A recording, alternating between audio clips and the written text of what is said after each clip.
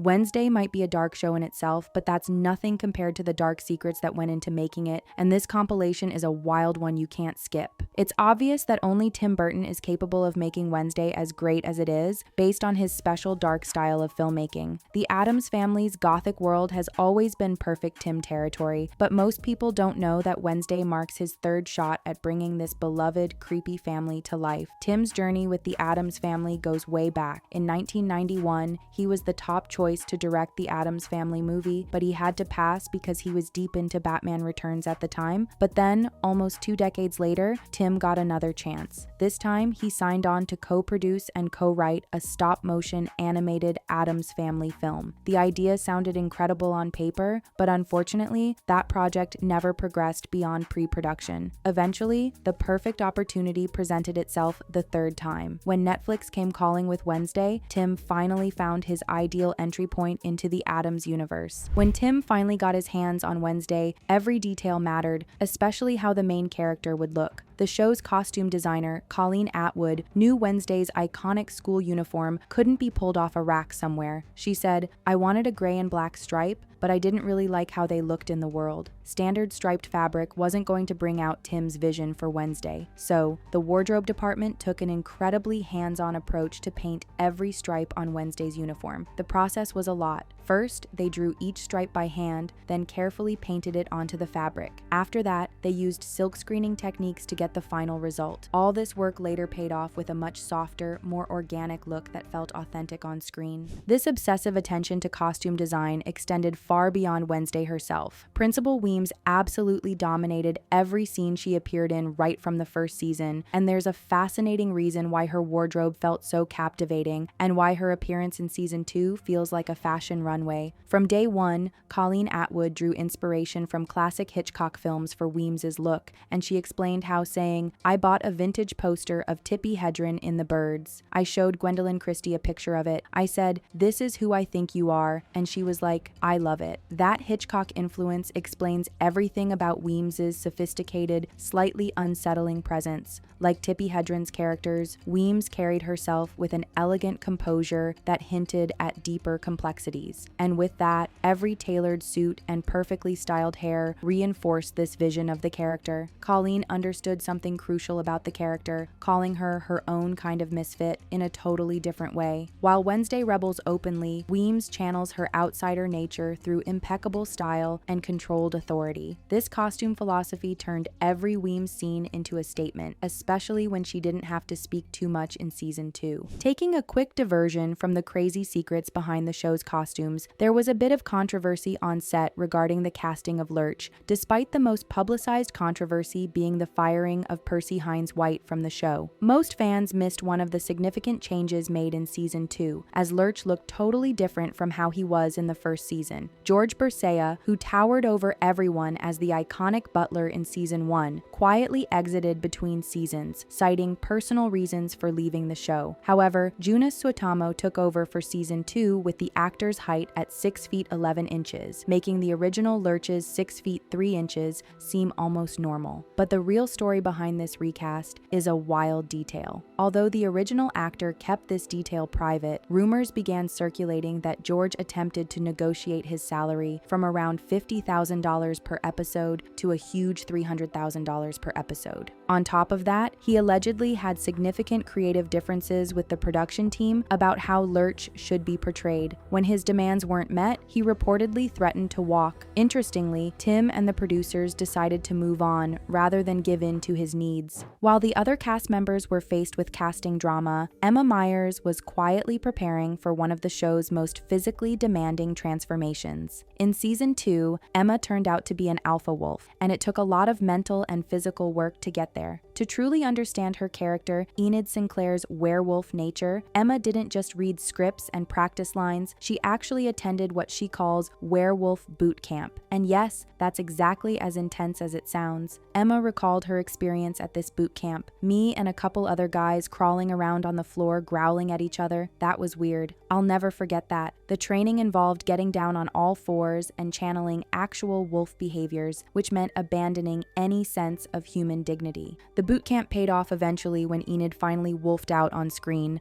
Viewers could see the raw, spirited power that took months of unconventional training for Emma to perform. While Emma Myers mastered her werewolf transformation, Jenna Ortega faced a different challenge, which was managing unexpected on-screen chemistry. Wednesday and Enid might be the most famous ship among the fans, but the dark secret is that Wednesday and Tyler couldn't control their romantic chemistry on set, especially while filming the popular psych scene. The psych ward confrontation between Wednesday and Tyler became one of the most talked about scenes for reasons the creators never intended. Jenna admitted the scene kept taking unexpected turns, despite their efforts to keep things professional. She explained the intensity. "Honestly, I had a scene with Hunter Doohan, who plays Tyler, in the psych ward. We're confronting each other for the first time. There's a lot of awkward tension because we used to be romantically entwined. We were trying to make it not sexually charged, but it kept ending up that way. The actors found themselves in an impossible situation. Even simple hand movements became loaded with romantic and spicy tension," as Jenna mentioned. He put his hands in like the cage doors, but that was weird.